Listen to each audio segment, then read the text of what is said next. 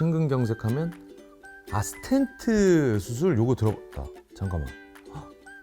스텐트 수술해야 되면은 이거 가슴 막 찢고 막 여기 상처 막 크게 나고 그러는 거 아니야? 스텐트 수술은 이거 하면 안 될 것 같은데. 네네 피디님. 안녕하세요. 네. 예습 좀 하고 있었습니다 저는. 네. 검색도 좀 해보고. 굿입니다. 지난번에 제가 가슴 답답했어 갖고 엄청 놀랐었잖아요. 결국 전에 선배님 아침에 삼겹살 구워 드시고 소화 안 되신 거잖아요. 삼겹살도 아침에 먹어갖고 뭐 그래도 다행 아닙니까? 다행이죠. 아니 질병에 관한 컨텐츠를 계속 진행하다 보니까 제 몸에 대해서 관심을 많이 갖게 되더라고요. 그리고 건강에 관심이 많아졌어요. 좋은 거죠. 네네 그럼요. 마이크도 좀 체크하고 네 이제 들어가죠. 소리 한번 안 내도. 네네 하나 둘 셋 넷 마이크 테스트 네 괜찮나요? 네 건강톡톡 시작하겠습니다. 네.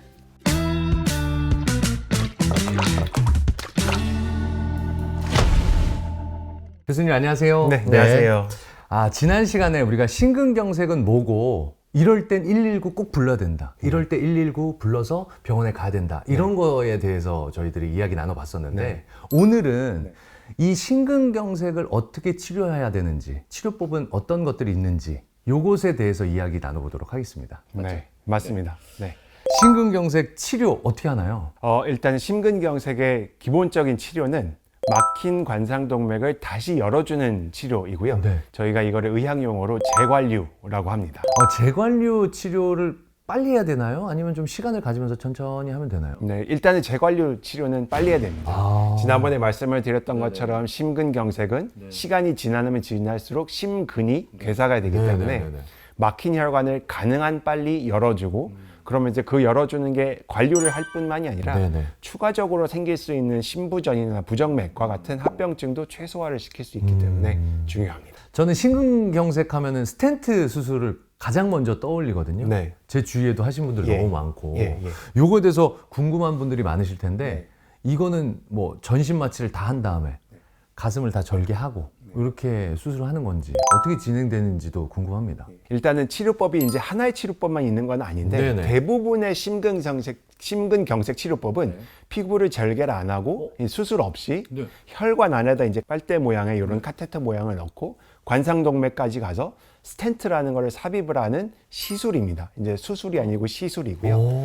뭐 시술과 수술의 제일 큰 차이점은 이제 절개를 하는지 안 하는데 일단은 그런 시술로 혈관 안에 들어가는 거는 이 손목에 있는 요골동맥이나 아니면 사타구니에 있는 대퇴동맥을 통해서 앞서 말씀을 드렸던 카테터라는 걸 넣어서 심장 혈관까지 가고 거기서 치료를 하게 됩니다.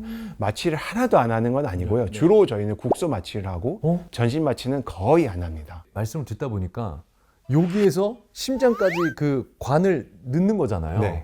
그리고 어떻게 보면 사타구니 여기서부터 이걸 여기서부터 이렇게 출발해갖고 여기까지 오는 거예요? 예, 맞습니다. 그래서 이제 그게 이제 저희 같은 경우에는 해부학을 확실히 알아야 되는 거죠. 그래서 이 혈관이 어떻게 가고 어디서 분지가 생기고 어디로 접근을 하면 심장으로 갈지 그래서 저희는 뭐 거의 본능적으로 알게 돼서 그런 지식과 뭐 경험을 바탕으로 치료를 하게 됩니다. 혹시나 요런 데 좀 뻐근하지 않을까요? 요로 긴 관이 들어가니까 요런데 예, 일단은 국소 마취를 해서 뭐 조금 느낌은 있어도 많이 불편하거나 시술을 못할 정도로 못 견디는 환자들은 거의 없습니다. 그러시군요. 다른 부분은 통증을 느끼실 텐데요. 국소 마취만 하니까요. 몸 안에서 혈관에서 저희가 카테터를 이렇게 들어갔다 나왔다 하는 거는 전혀 안 아프다고 할 수는 없지만 통증이 크지는 않습니다. 신기합니다. 저는 그 스텐트 그 치료하신 분에게 얘기를 들어봤는데 뭐 풍선을 넣는다 그러고 뭐 스텐트 그거 자체를 뭐 넣는다 그러고. 일단은 저희가 이제 조영제라는 걸 쓰는데 그 조영제를 써서 혈관이 어디가 좁아졌는지를 확실히 확인을 하고 치료를 하고요. 그 막힌 혈관을 치료하기 위해서는 풍선으로 넓히기도 하고 그 넓힌 다음에 스텐트를 넣어서 이 좁아지지 않게 이 좁아진 데를 지지해주는 역할을 하게 됩니다. 근데 이 스텐트 기술이 많이 뭐 발전했다고는 하지만 이게 어찌됐건 보형물 같은 거를 넣은 거잖아요. 그럼 결국은 이거는 갈아줘야 되지 않습니까? 일단은 스텐트는 거의 반영구적으로 남아있다고 보시면 됩니다. 저희가 이제 스텐트도 이제 하나의 지지를 하는 역할이기 때문에 이게 닳거나 없어지거나 이러지는 않고요. 제거를 하는 거는 일반적으로는 불가능합니다. 네. 왜냐하면 저희가 스텐트를 넣으면 이게 나의 살 안에 약간 파묻히거든요. 네. 그래서 새로 재협착이 되지 않거나 네. 아니면 다른 새로운 문제가 생기지 않는 한 그러면은 저희는 유지를 하고 그래서 한 번 넣은 스텐트를 잘 유지하는 게 보다 더 중요하다고 할 수 있겠습니다. 오, 문제가 없다면 예. 교체할 일은 없네요. 네, 맞습니다. 네. 아니 근데 제 주위에는 쓰러지셔갖고 네. 바로 그냥 그 자리에서 빨리 이렇게 조치를 받으신 분도 계시고 네. 또 어떤 분들은 계획적으로 이렇게 언제요 시술할게요 하고 가셔서 받으신 분들이 계시고 이 두 개의 또 차이는 어떤지도 궁금합니다. 일단은 계획적으로 입원하시는 분들은 지난번 영상에서 말씀을 드렸던 심근경색보다는 협심증 쪽일 가능성이 훨씬 더 높습니다. 그러니까 막혀 있어도 많이 막히지 않는 경우이고요. 당연히 환자 상태는 훨씬 더 안정적인 상태에서 시술을 하고 다른 여러 가지 추가 검사들도 다 돼 있는 상태에서 검사를 하게 됩니다. 그러다 보니까 이제 입원 기간도 짧아지고요. 저희는 이제 요즘에는 당일 입원, 당일 퇴원까지도 하고 있습니다. 진짜요? 예, 모든 환자가 다 되는 건 아닌데 응급으로 입원하는 이제 급성 심근경색 같은 경우에는 일단은 심근의 괴사도 어느 정도 진행이 돼 있는 상태고 환자분 상태도 좀 불안정하고 그렇기 때문에 입원하면서 관상동맥 조영술 스텐트 삽입술과 더불어서 혹시나 부정맥이 생기지 않는지 합병증이 생기지 않는지도 잘 봐야 되고 추가적인 검사들도 그 이후에 해야 되고 좋아지는지 여부도 확인을 해야 되고 그렇기 때문에 이제 급성 심근경색 같은 경우에는 입원 기간이 조금 더 길어지긴 합니다. 아 그렇군요. 근데 제일 좋은 건 사실 몸에 칼 안 대는 게 제일 좋다고 얘기들을 뭐 하잖아요. 주사나 약 이런 거 치료법은 없을까요?